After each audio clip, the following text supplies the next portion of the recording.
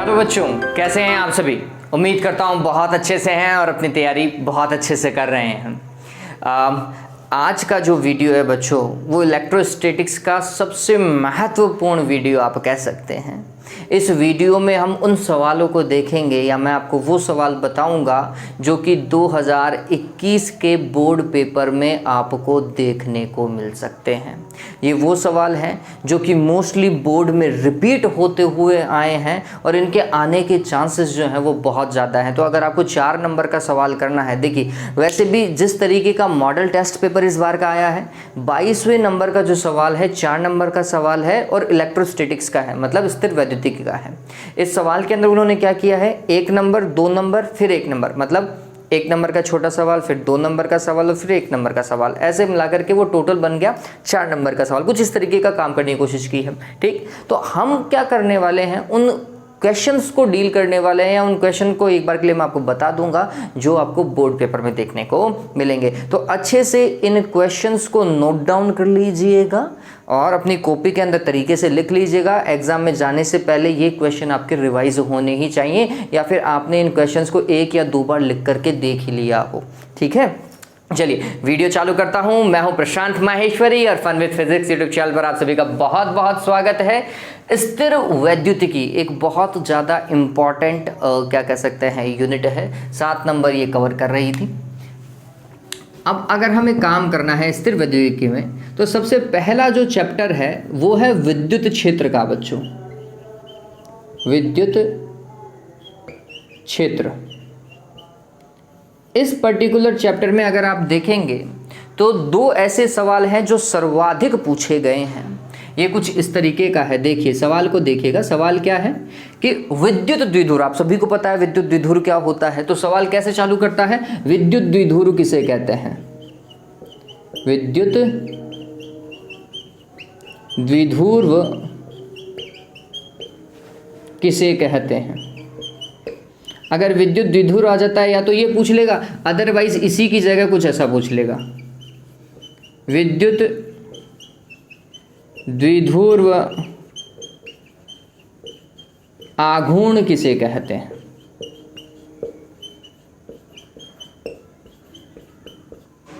ठीक है, या तो ये या ये। ठीक, फिर ये 1 नंबर का सवाल हो गया। अब इसके साथ में जो 2 नंबर का सवाल वो डील करेगा वो क्या होगा, विद्युत द्विध्रुव के कारण, विद्युत द्विध्रुव के कारण इसकी अक्ष रेखा को और क्या बोलते हैं, अनुदैर्ध्य। ठीक है, अक्ष या तो अक्ष दे देगा या फिर निरक्ष दे देगा। और निरक्ष जो है वो बहुत बार पूछा गया है, ये बात ध्यान रखिएगा। निरक्ष वाला सवाल जो है वो बहुत बार रिपीट हुआ है बोर्ड पेपर्स के अंदर। और निरक्ष को कैसे कैसे लिखता है वो और समझिए, या तो निरक्ष लिख देगा या फिर विषुवतीय तल लिख देगा, ठीक है, या फिर अनुप्रस्थ लिख देगा, है ना, अनुप्रस्थ रेखा। निरक्ष को 3 तरीके से लिख सकता है, या तो निरक्ष लिख देगा या विषुवतीय तल लिख देगा या फिर अनुप्रस्थ रेखा पर स्थित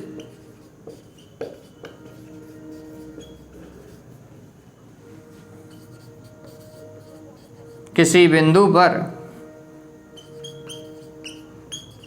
विद्युत क्षेत्र की गणना कीजिए। आवश्यक चित्र भी बनाइए, आवश्यक चित्र भी बनाइए।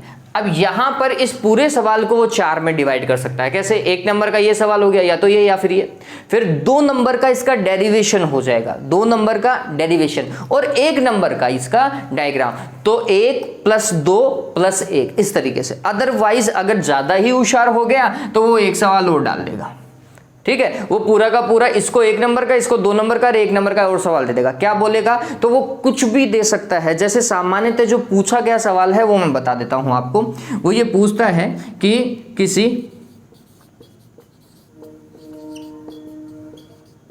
घन में प्लस माइनस 1 माइक्रो कूलाम आवेश है,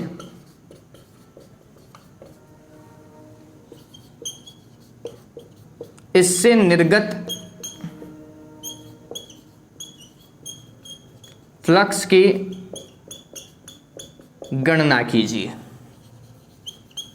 इससे निर्गत फ्लक्स की गणना कीजिए। इस तरीके का एक नंबर का सवाल वो बाय डिफॉल्ट आपको और दे सकता है। तो आप सभी को पता है शून्य होगा, क्यों? क्योंकि कुल आवेश कितना हो गया? 0 हो गया। ठीक, तो ये इस तरीके का सवाल आपको देखने को मिलेगा ये पहले चैप्टर के अंदर। तो आपको विद्युत द्विध्रुव वाला जो पार्ट है ना पहले चैप्टर का, वो बहुत अच्छे से क्लियर करना है। आप अगर पिछले बोर्ड पेपर को देखोगे भी ना, तो आपको बहुत बार आपको विद्युत द्विध्रुव का सवाल देखने को मिलेगा। तो ये तो पहले चैप्टर की बात थी। इसमें अगर आपने यही क्लियर कर लिया है, अपना काम आसानी से हो जाएगा बच्चों। ठीक है, अब बात करते हैं स्थिर वैद्युतिकी का जो दूसरा चैप्टर है, वो है गाउस का नियम। विद्युत फ्लक्स एवं गाउस का नियम, या गाउस का नियम एवं इसके अनुप्रयोग, एवं इसके अनुप्रयोग। अब इनमें कैसा सवाल देखने को मिलता है आपको, वो देखिए। गाउस के नियम के अंदर सामान्यतः क्या करता है, वो पूछता है कि विद्युत फ्लक्स को परिभाषित कीजिए। विद्युत फ्लक्स को परिभाषित कीजिए। ठीक है, एक नंबर के सवाल में या तो विद्युत फ्लक्स की परिभाषा पूछ लेगा, जिसमें आपको परिभाषा भी लिखनी है और फॉर्मूला भी लिखना है। ध्यान में रखिएगा, पूछेगा परिभाषा, लेकिन फॉर्मूला आप लिख करके आओगे। फिर या तो ये पूछ लेगा विद्युत फ्लक्स को परिभाषित कीजिए। अगर ये नहीं आता है तो फिर पूछता है गाउस का नियम लिखिए।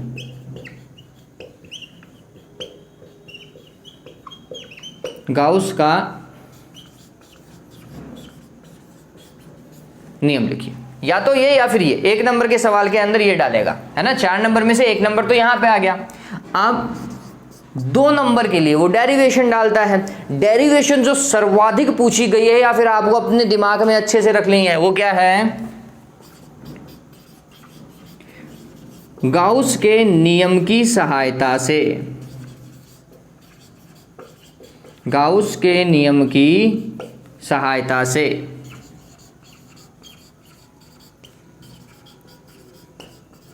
समरूप आवेशित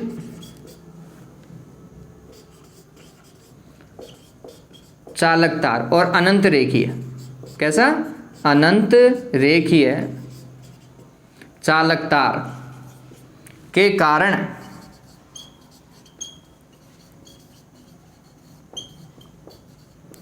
विद्युत क्षेत्र के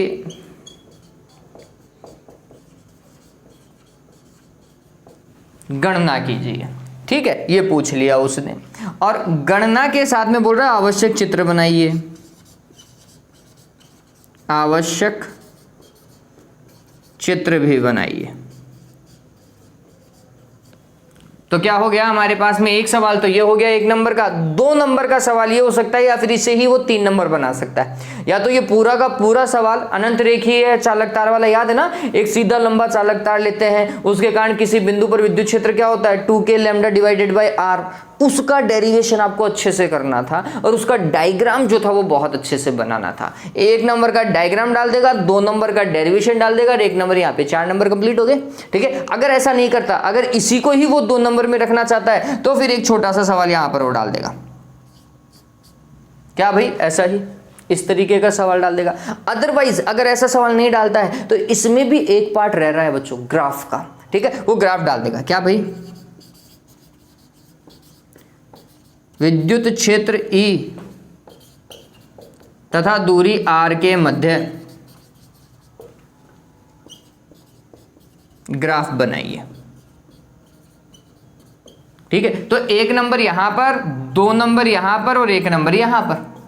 इस तरीके से काम हो सकता है। ये सबसे ज्यादा पूछे जाने वाला सवाल है बच्चों। चलिए अब यहां पर देखिए, ये सवाल तो फिक्स है। अगर आता है गाउस के नियम पे, मतलब इस चैप्टर में से अगर सवाल आता है तो ये सवाल फिक्स हो जाता है, ऊपर वाला। ये बीच वाला सवाल वो कई बार चेंज करता है। कौन सा देता है वो समझिए। ये मैं आपको चलो टाइम दे देता हूं, एक बार के लिए इसे उतार लीजिए।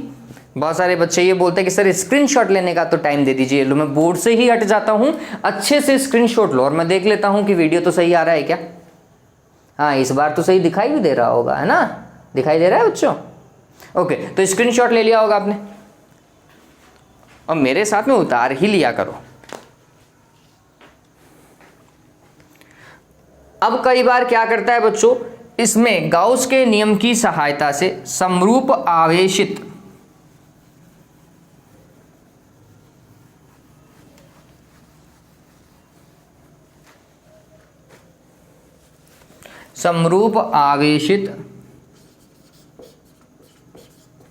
अनंत विस्तार की अचालक परत के कारण विद्युत क्षेत्र की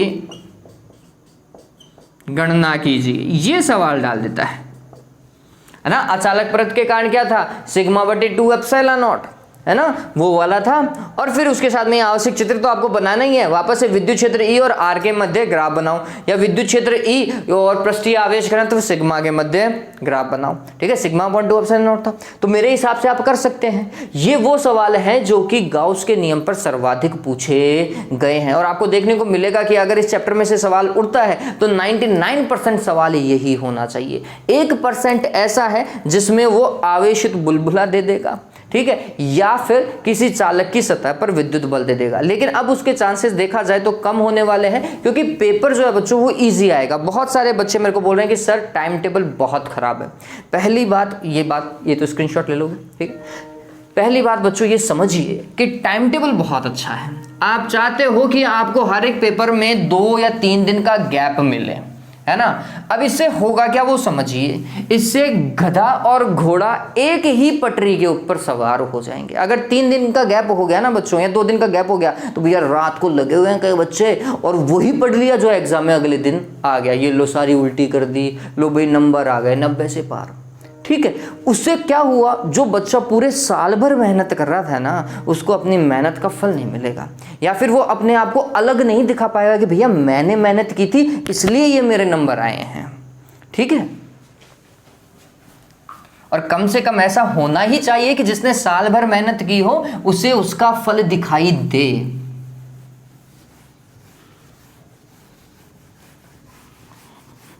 और 1 दिन का समय इनफ है रिवाइज करने के लिए बच्चों। आपके पास में इतना समय पड़ा है, कुछ पर्टिकुलर चैप्टर आप ऐसे रख लीजिए जो आपने पहले ही देख रखे हैं, उन्हें बार बार देखने की आवश्यकता ना पड़े। ठीक है, कुछ 6 या 7 चैप्टर ऐसे कर लो। 6 चैप्टर तो आप कम से कम ऐसे कर ही सकते हैं जो कि आपको देखने की जरूरत ना पड़े। बच्चे विद 10 या 11 चैप्टर आप उस समय रिवाइज कर लो और आसानी से भैया पूरा सिलेबस रिवाइज होता है, कोई दिक्कत नहीं है। 1 दिन के अंदर 1 दिन का गैप खूब है।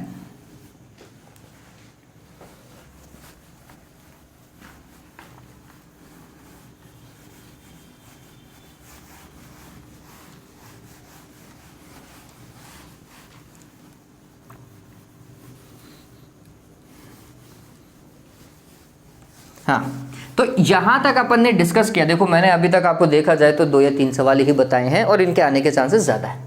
अब इसके बाद में आता है हमारे पास में विद्युत विभव। ये चैप्टर नंबर 3 है।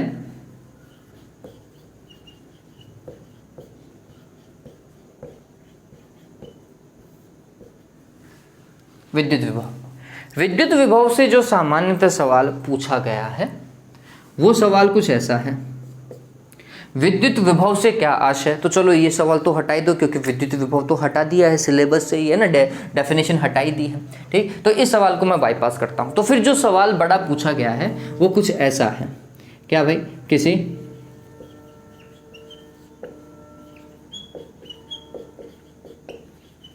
आवेश के कारण आर दूरी पर, या किसी बिंदु आवेश के कारण, बिंदु आवेश लिख लो, पॉइंट चार्ज, बिंदु आवेश के कारण आर दूरी पर विद्युत विभव की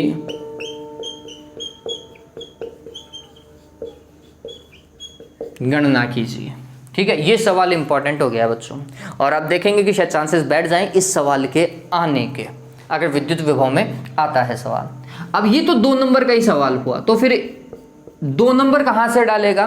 तो फिर 1 नंबर डालेगा कि विद्युत विभव बिंदु आवेश के कारण, बिंदु आवेश के कारण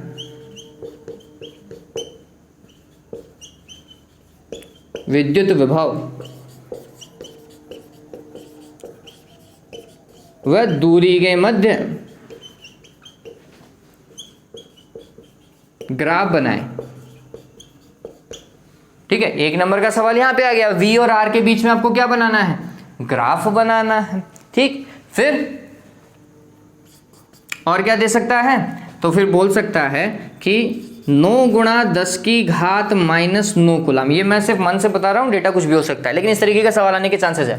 कूलाम आवेश के कारण,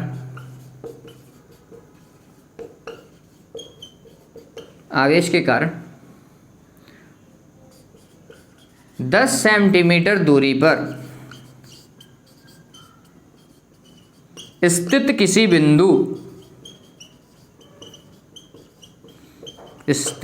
बिंदु पर विद्युत विभव की गणना कीजिए।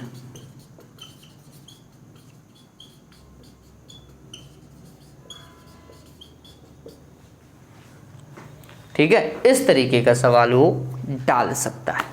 डन हुआ? तो यहां पर 2 नंबर, 1 नंबर और 1 नंबर का सवाल इस तरीके से विभव में डिवाइड हो जाता है। अदरवाइज विभव के अंदर अब जो एक और सवाल मिल रहा है, जो कि देखा जाए तो बोर्ड के अंदर पूछा गया ही सवाल है वापस से, या यहां पर आप देख सकते हैं कि बड़ा सवाल होगा कि किसी विद्युत द्विध्रुव के कारण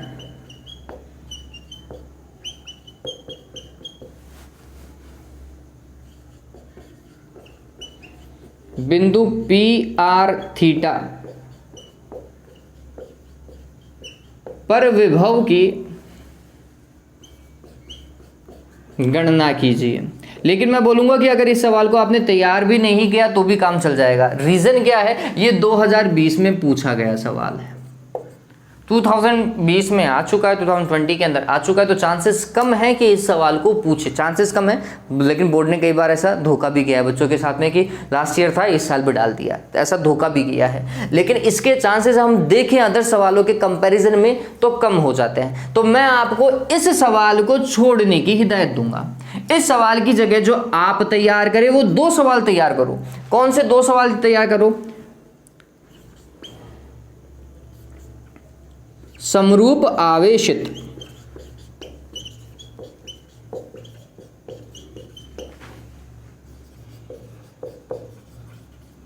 अचालक गोले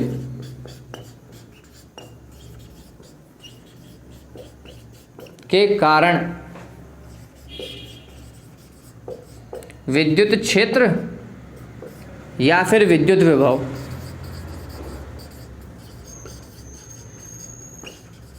की गणना कीजिए।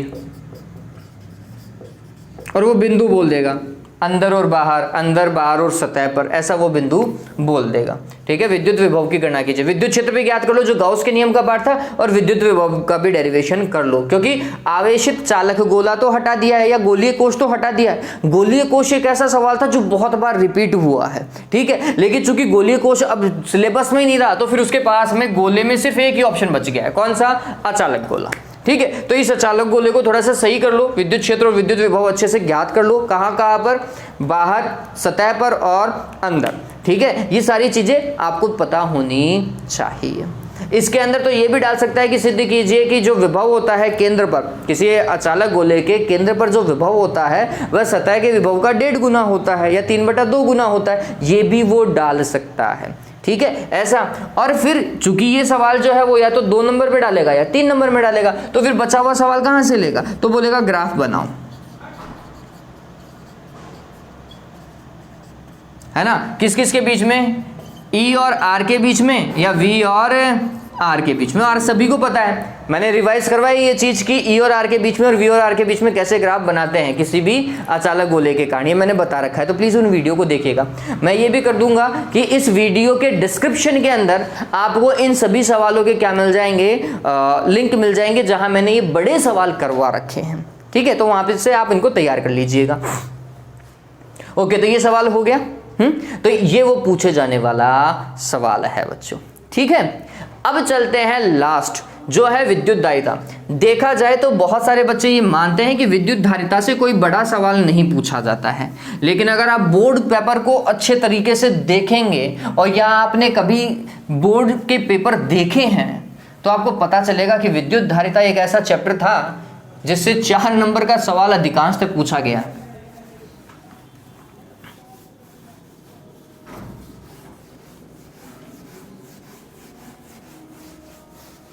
विद्युत धारिता वाले चैप्टर से अधिकांशतः पूछा गया है बच्चों।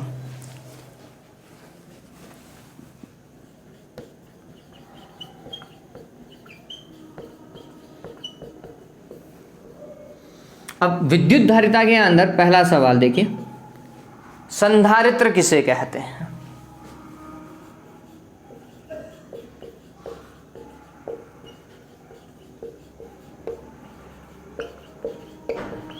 या तो संधारित्र किसे कहते हैं पूछेगा। अगर संधारित्र नहीं पूछता है तो धारिता से क्या आशय है?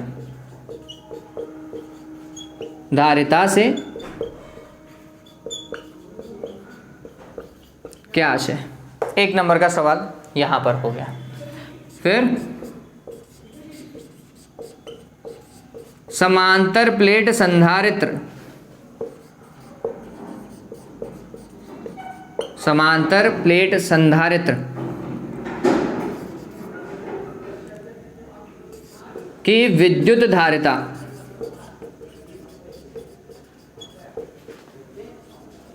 की गणना कीजिए। विद्युत धारिता की गणना कीजिए। अब यहां पर अगर आप देखेंगे तो वो बोलता है या तो विद्युत धारिता की गणना कीजिए तो सीधा सीधा epsilon naught a divided by D, ये वाला डेरिवेशन करना है। अदरवाइज इसमें वो कंडीशन अप्लाई करेगा। कब? जब प्लेटों के मध्य, इसके अंदर मैं ये डाल देता हूं, जब प्लेटों के मध्य, जब प्लेटों के मध्य के परावैद्युतांक का, अब इसको के भी बोल सकता है, वो एप्सिलॉन आर भी बोल सकता है, के परावैद्युतांक का माध्यम पूर्णतः भरा हो, पूर्णतः भरा हो या फिर अंशतः भरा हो, अंशतः भरा हो। तो मैं कहूंगा ये छोटी छोटी सी डेरिवेशन है, प्लीज याद कर लीजिएगा। समांतर प्लेट संधारित्र को अच्छे से दिमाग में लेकर के जाएं, और ये जो डेरिवेशन है ये बहुत छोटी है। समांतर प्लेट संधारित्र के प्लेटों के मध्य धारिता बहुत सिंपल सा था, epsilon naught a divided by D, बहुत छोटी डेरिवेशन है। इसी के साथ में जब प्लेटों के मध्य माध्यम भरा हो, ये वाला डेरिवेशन भी बहुत छोटा सा है। क्या आता है finally? Epsilon naught a, sorry epsilon naught epsilon r a divided by d आता है। और जब प्लेटों के मध्य अंशतः भरा होता है तो क्या होता है? Epsilon naught a divided by d minus t divided by t, sorry plus t plus epsilon r होता है ना, कुछ ऐसा आता है। मैं शायद बोलने में दिक्कत कर गया हूं, ये d minus t plus t divided by epsilon r आता है, ऐसा ही आता है। ठीक, तो ये डेरिवेशन छोटे छोटे से हैं, आने की संभावना सर्वाधिक है। ठीक, तो समांतर प्लेट संधारित्र को छोड़ना नहीं है बच्चों, ये सवाल मैक्सिमम चांसेस है कि आएगा, मैक्सिमम चांसेस है। फिर इसके बाद में या तो ये ऐसा हो जाएगा, तो 1 नंबर का ये सवाल हो गया, 2 नंबर का इनमें से आ जाएगा, और फिर 3 नंबर में बोलता है आवश्यक चित्र बनाइए। ठीक है, तो ये मतलब 1 नंबर का डायग्राम डाल देगा, आवश्यक चित्र बनाइए। अब बोलो इतना सस्ता सवाल दे दिया, बहुत सिंपल सवाल दे दिया। अदरवाइज क्या बोलेगा, इसमें अगर ऐसा कर दिया है तो फिर ऐसा बोल सकता है कि इसका सी अगर मैं बनाऊं तो इसका सी ऐसा बन सकता है कि किसी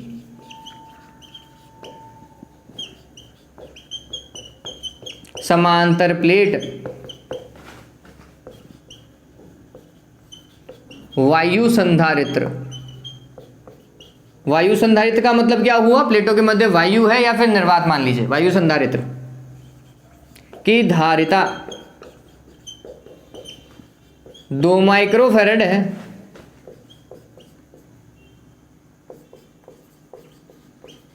इसकी प्लेटों के मध्य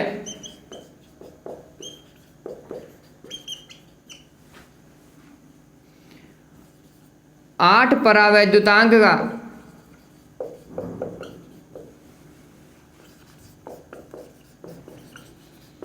माध्यम भरने पर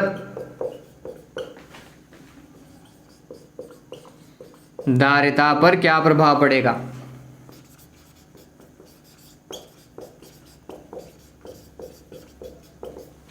ठीक है, ऐसा सवाल डाल सकता है वो, कोई दिक्कत ही नहीं है। चलिए, तो एक तरीका तो ये हो गया समांतर प्लेट संधारित्र या फिर विद्युत धारिता से सवाल देने का, एबीसी पैटर्न हो गया। अदरवाइज और क्या कर सकता है, तो इसके पास में यहां पर ऑप्शन बहुत सारे हैं बच्चों। क्या भैया, यहां पर एक ऑप्शन ये और दे दे वो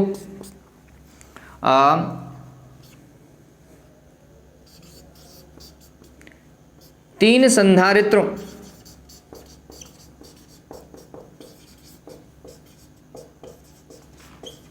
के श्रेणीक्रम तथा, या तो श्रेणीक्रम या फिर समांतर क्रम। ये सवाल बहुत बार पूछा गया है। समांतर क्रम को बच्चों पार्श्व भी बोलते हैं, पार्श्व क्रम। ठीक है, तो तीन संधारित्रों के श्रेणीक्रम या समांतर क्रम संयोजन की तुल्य धारिता का व्यंजक प्राप्त कीजिए। यह सवाल बहुत बार पूछा गया है, व्यंजक प्राप्त कीजिए। श्रेणीक्रम संयोजन अगर आप देखोगे तो बहुत ज्यादा पूछा गया है, अच्छे से तैयार कर लीजिएगा। समांतर प्लेट संधारित्र का श्रेणीक्रम 1/c = 1/c1 + 1/c2 + 1/c3 वाला। ठीक है, ये व्यंजक प्राप्त करने के लिए बोल देता है। और फिर इसके नीचे कोई भी समांतर प्लेट संधारित्र का एक सवाल दे देगा या फिर श्रेणीक्रम संयोजन का एक सवाल दे देगा आपको। तो ये एक तरीका ये भी था उसके पास में, है ना। ये किससे रिलेटेड था, संधारित्रों के श्रेणी और समांतर क्रम संयोजन से रिलेटेड था। अंततः एक सवाल और आप देख सकते हैं, ये पता चल गया ना, 2 नंबर यहां से उठा देगा, 2 नंबर का एक क्या दे देगा, न्यूमेरिकल दे देगा। इस तरीके से वो सवाल को क्या कर सकता है, कंप्लीट कर सकता है। एक पर्टिकुलर सर्किट डायग्राम दे दिया और सर्किट डायग्राम को सॉल्व करने के लिए बोल सकता है। ठीक, फिर इसके अलावा एक आपको अगर याद हो तो एक डेरिवेशन थी लास्ट में कि 2 चालक गोले हैं और चालक गोलों को यदि किसी चालकदार से तार से क्या कर दिया जाए, संयोजित कर दिया जाए, तो आवेशों का क्या होता है, पुनर्वितरण होता है। ठीक, उस पुनर्वितरण को समझाइए तथा सिद्ध कीजिए कि आवेशों के पुनर्वितरण से उनके विभवांतरों में परिवर्तन उनकी धारिताओं के अनुपात के व्युत्क्रम के तुल्य होता है, मतलब C2/C1 होता है। ठीक, ऐसा वो बोल सकता है, ये सिद्ध करवाने को बोल सकता है। ये आप देखोगे तो ये बोर्ड का सवाल भी है कि जब किन्हीं 2 चालकों को या चालक गोलों को किसी चालकदार द्वारा संयोजित किया जाता है तो आवेश के पुनर्वितरण के पश्चात सिद्ध कीजिए कि चालक गोलों के विभवांतरों में परिवर्तन या विभव में परिवर्तन का अनुपात जो है वो उनकी धारिताओं के अनुपात के व्युत्क्रम के तुल्य होता है। इस तरीके का सवाल आपको देखने को मिल सकता है। ठीक, तो ये वो पर्टिकुलर सवाल हैं, क्वेश्चंस हैं जो कि सामान्यतः पूछे गए हैं और आपको इनको अच्छे से तैयार करना है। अपनी कॉपी में एक जगह लिख लो इलेक्ट्रोस्टैटिक्स, स्थिर वैद्युतिकी और इंपॉर्टेंट क्वेश्चंस। ये सवाल देख करके जाएं। अगर ये सवाल आपने कर लिए, उम्मीद कीजिए आपके 4 नंबर का सवाल कहीं नहीं जाने वाला। आपका 4 नंबर का सवाल आपके पास में फिक्स बैठ गया है, बहुत अच्छे से करके आओगे, बशर्ते अगर ये सवाल आपके अच्छे से तैयार हैं तो। ठीक है, तो उम्मीद करता हूं आपको ये वीडियो अच्छा लगा होगा, आपको सवाल भी पता चल गए होंगे। इसी तरीके से वीडियो को देखते रहें, लाइक करें, शेयर करें। Have a good day, take care.